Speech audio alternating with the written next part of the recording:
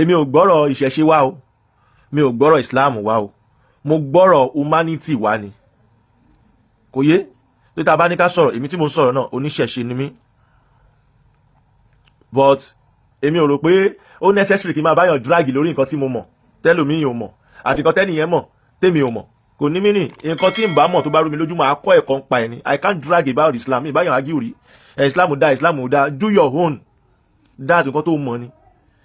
Me, I did my own, nǹkan tí mo mọ̀ ni. Don't forget to subscribe, comment, share with your friends to have access to this kind of content that you have here. Don't forget to subscribe. I love and respect you. I'll be right back. Mo dẹ̀ dúpẹ́ lọ́wọ́ yín pẹ̀lú bẹ́ ṣe dúró tì mí. Mo fẹ́ sọ̀rọ̀ bọ̀dá mi Tani Ọlọ́run ni. Kì í ṣọmọ àlè, ọmọ Yorùbá ni. Èmi náà kì í ṣọmọ àlè, ọmọ Yorùbá ni mí. Ká sọ wípé with ẹ̀sùn tí wọ́n fi kàn wọ́n tí kì í ṣe pé bóyá wọ́n ya Kùránù kan. Ẹ̀kọ́ tó bá yẹ kó wọ́n ya Kùránù kan ni a lè máa drag ẹ̀ o. Ìwé anybody ni kì í ṣe ìwé. Bí mi ṣe Muslim mọ́ Kùránù lè lọ́dọ̀ mi o. Let me show you. Mo ti jí láàárọ̀ yìí sometimes mo kàn bá èmi àtàfà àfà kan pè mí wọ́n ṣàdúrà fún mi. Nínú àwọn àfàtàjọ wà ní ṣá. So àwájọ ka Yasin. Adẹ̀jọ ka èmi ò ń jó Kùránù because kò ṣẹ mí. Kò sí nǹkan tó fẹ́ kò ṣẹ mí náà. Mi mọ bí tó ti wá. I can't explain. So mo ṣá mọ̀ pé wọ́n kọ́ wa ní kéwú nígbà yẹn àdẹ̀mọ́. Thank God pé àti ẹ̀bá àti ẹ̀mọ́ kéwú aṣáàmọ̀ sájà tá lè fi ṣàdúrà sí náà. Àdẹ̀mọ́ wá dùá tá lè fi sílẹ̀kùn ọ̀la. Àmàlàbùtàrà káífà tàbátí àdá tá lè fi jagun ọ̀tá. Àmọ́ kùrìsíù láti fi jagun olúborí. Iná àti iná láti fi gba agbára ọ̀tá mọ́lẹ̀. Gbogbo àwọn àṣírí yẹn làwa náà mọ̀. Mo fẹ́ fi opportunity bẹ gbogbo ẹ̀yin tí bọ̀dá Tani Ọlọ́run ṣẹ̀. Kò sí ẹni tó máa rìn láyé yìí torí ẹ̀ ò kò ní mì. Àtẹni tó ń bẹ̀bẹ̀, àtẹni tó ń bẹ̀bẹ̀ fún, àtẹni tí wọ́n ń bẹ̀, gbogbo wa pátápátá lẹ́lẹ́ṣẹ̀ lọ́dọ̀ Ọlọ́run ọba. Àmọ́ ẹ̀ṣẹ̀ kan wà tó jẹ́ pé àmọ̀ọ́mọ̀ dání. Ẹ̀ṣẹ̀ kan dẹ̀ wà tó jẹ́ pé àìmọ̀ọ́mọ̀ dání. Torí pé àyà Al-Qur'an kan wà, ẹ má jẹ́ ń lọ fà lórí ẹ̀. Ẹ má jẹ́ ń bọ́lẹ̀ ń bẹ̀. À ń rìn, à ń tẹ kòkòrò mọ́lẹ̀. Tá à ní mọ̀ pa tẹ kòkòrò mọ́lẹ̀. Ó sì láwọn kòkòrò míì tá a máa rí, tá a máa mọ̀ọ́mọ̀ pa. Ṣé ẹ rántí pé kòkòrò yẹn lóró tiẹ̀ báwa náà ṣe ní ìwà tiwa nínú. Àmọ́ torí oró tí ó wà lára kòkòrò yẹn ló já lù ú pa. Àdáríjì, especially ejò, akeke àtàwọn nǹkan bẹ́ẹ̀ bẹ́ẹ̀ lọ. Ṣé ẹ mọ̀ pé ẹ̀dá Ọlọ́run náà ni wọ́n. Àmọ́ torí pé èyí jù mí èyí jù ẹ́, èmi ò jù ẹ́, a fẹ́ wọn nínú ilé wa. Torí ti nǹkan tí àwa ní because our own self. Àwa lù wọ́n pa. Ẹ̀dá Ọlọ́run dẹ̀ ni wọ́n. Àjọ ń ṣe Ọlọ́run ni. Mo fẹ́ bẹ̀ gbogbo ẹ̀yin àfáà nílé lóko tẹ́ bá wò pé nǹkan tí bọ̀dá Tani Ọlọ́run ó ṣe fún yín. Mo fi the return of my birthday lọ́jọ́ tí wọ́n bí mi ọjọ́ kejì rèé pẹ̀lú ìdùnnú àtayọ̀ àtàlàfíà tó wà nínú ayé mi, pẹ̀lú the freedom, the power, the love tí olóyè Sunday Igboho tí mo ní sí wọn tí wọ́n dẹ̀ ní sí mi. Ẹ jẹ́ kí n involve orúkọ wọn báyìí. Ẹ má bínú bàbá mi Igboho ṣá pé mo dárúkọ yín láàrin yẹn. But the love and the happiness ni ó mú mi ṣerú program tí mo ṣe. Ẹ dákun ẹ̀yin àfáà, ẹ bá wa fi bọ̀dá Tani Ọlọ́run lẹ̀. Ẹ bá wa fi wọ́n lẹ̀. Àwọn kan wà tán máa bú wọn pé wọ́n ṣe làfẹ́rí, wọ́n ṣe ló gbá, wọ́n rape, wọ́n jalè, wọ́n ṣe criminal. Ẹ̀ṣẹ̀ tí wọ́n ṣẹ̀, òfin ẹ̀ náà ni pé kí wọ́n apologize, kó má dẹ̀ ṣe bẹ́ẹ̀ mọ́. That's what you are talking, defamation of character, ìbanilórúkọ jẹ́, sọ̀rọ̀ síyàn kíní kan. Bẹ́ẹ̀ni. So ẹ jọ̀ọ́ nílé lóko. Èmi ò gbọ́rọ̀ ìṣẹ̀ṣe wá o. Mi ò gbọ́rọ̀ Islam wá o. Mo gbọ́rọ̀ humanity wá ni. Kò yé? Tó tá bá ní ká sọ̀rọ̀, èmi tí mo sọ̀rọ̀ náà oníṣẹ̀ṣe ni mí. But èmi ò rò pé ó necessary kí n máa báyàn drag lórí nǹkan tí mo mọ̀ tẹ́lòmíì ò mọ̀ àti nǹkan tẹ́nìyẹn mọ̀ tèmi ò mọ̀. Kò ní mí nì nǹkan tí n bá mọ̀ tó bá rú mi lójú máa kọ́ ẹ̀kọ́ ń pa ẹ̀ ni. I can't drag about Islam. Mi báyàn argue rí. Islam ò dá, do your own. That's nǹkan tó mọ̀ ni. Me, I did my own, nǹkan tí mo mọ̀ ni.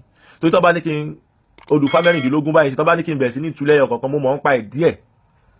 But tó bá ní kí n ka látòrí Fatia dé kúlíwà láwùkọ́ ló parí ẹ̀. Ìwọ̀nba ni mo lè ṣe mọ́. Kò yé, ìwọ̀nba ni mo lè ṣe mọ́. Nísìnyí nǹkan tí ó yẹ kí n drag lórí ẹni kí tó bá ní kí n sọ̀tàn Ànábì Muhammad. Èmi ò mọ̀ lọ fà. But èmi ṣáà mọ̀ yín pé nínú orúkọ ẹ̀ wọ́n sọ ànábì Muhammad ní Adékúnlé àbí mo ṣí ẹ̀yin mùsùlùmí bí àárín yẹn ṣe jẹ́ òye mi. Àmọ́ gbogbo nǹkan tó ṣókùnkùn láyé ó ṣe kedere lójú Ọlọ́run ọba. Èmi máa ṣe program láti make peace ni, yàtọ̀ sí pé téèyàn bá gbéná wojú ẹkùn mi normal yẹn yàtọ̀ o, but lórí pé èèyàn fẹ́ dá sí nǹkan tí ò kàn èèyàn gbọ́dọ̀ make peace ni. Mẹ́wàá ó tún kàn mí náà torí pé gbogbo Yorùbá ni ọ̀rọ̀ tó wà ńlẹ̀ yìí kàn.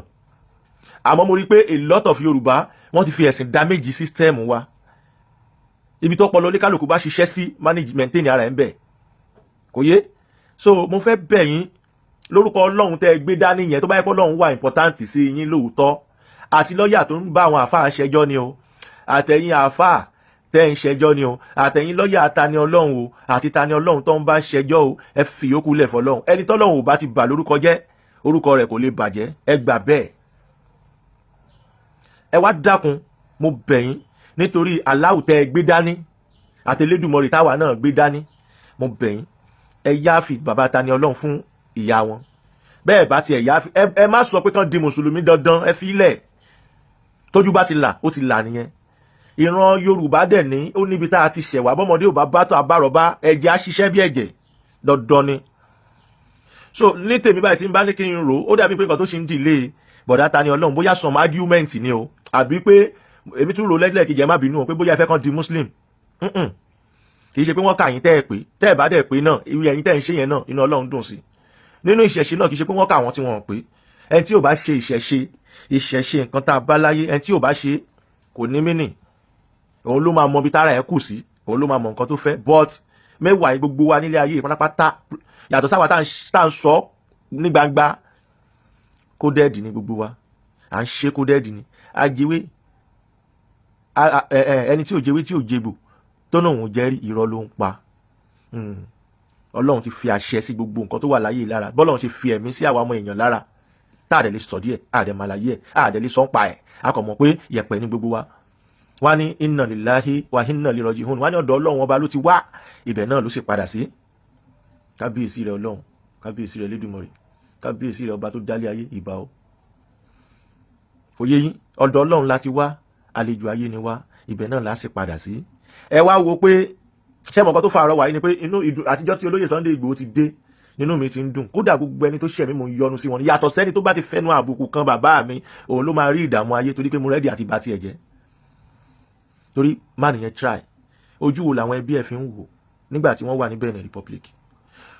Ojú wo làwọn àna ẹ fi ń wò? Ojú wo làwọn ọmọ Yorùbá gangan fúnra fi ń wò? Ṣé a rò pé wọn ọ̀gbọ́n ni? Kì í ṣe pé ẹni yóò gbọ́n, wọ́n mú ilé ayé kéré ni, wọ́n mú ilé ayé simple. Torí tó bá yẹ pé ẹni tó gbé ilé ayé le ni, ẹni tó yẹ kó máa kó ẹsẹ̀ sórí èèyàn kan máa nu ẹsẹ̀ lórí ẹlòmíì ni, kẹ́ni ẹ máa gba sálárì, kò ní option. Ìwọ tó rí jẹ tó rí mu tẹ́nìkan máa gbẹ́sẹ̀ lé ẹ lórí pé kọ́ máa nu ẹsẹ̀ lórí ẹ kó dẹ̀ máa gba bí 100,000 lé month, ó ní option, kò síṣẹ́ ní Nàìjíríà. Bọ̀ irú ẹni yẹn wá fi ra ẹ lẹ̀, ó gbé aṣọ mímọ́ pamọ́, wọṣọ dídọ̀tí, ó wá sọ pé Yorùbá ó yá ẹja lọ lóko ẹrú. Àwọn tó tún jẹ́rú yẹn náà púpọ̀ nínú wọn ló tún wá ń gbé ṣe ẹ̀yẹ́ṣẹ́ rí bí tá a bára wa dé. Orí ọ̀rọ̀ bọ̀dá mi Tani Ọlọ́run ni mo wà. Ọ̀rọ̀ Chief Sunday Igboho kọ̀ mọ́ ń jó mi lára nítorí pé mi ì tí láti ìgbà tán ti bí mi ì tí ì rí irú ẹ̀rí kéèyàn dáa kó jéèyàn kó wá máa jà fún ẹni tí ò jéèyàn, mi ì tí ì rí rí. I have a father, we all have a father. Tí bàbá wa ò tí ì ṣe irú ẹ̀rí. My father serve Nigeria ni, kò sáìfù generation tiẹ̀. Tó bá sáìfù generation tiẹ̀ ni ànífojú wi iná débi pé àṣẹ̀ṣẹ̀ ọ́zù, ó yẹ ká bówó ńlẹ̀ ni. Bàbá ò ní hùwà pọ́mọ tó ní bàbá òun là á kí wọn kú iṣẹ́ o, kó wọn bí wa sáyé o. Àmọ́ mo kàn tún sọ̀rọ̀ Nàìjíríà ni látara àwọn òbí tiwa. Wọn ò fara gbàyà bí olóyè Sunday Igboho yìí, olóyè kí n mú wọn as daddy. Pé ẹni tóbi lọ́wọ́ mi gan, ó tóbi lọ́wọ́ mi gan, ó tóbi lọ́wọ́ ayé gan. If you don't know the value, má bínú, ò nírú ẹ̀ ló fà á. But bí èmi ṣe jẹ́ ọmọ akíkanjú nínú ẹbí mi ló jẹ́ kí èmi náà wo feelings. I know the feelings. I know Chief Sunday Igboho feelings.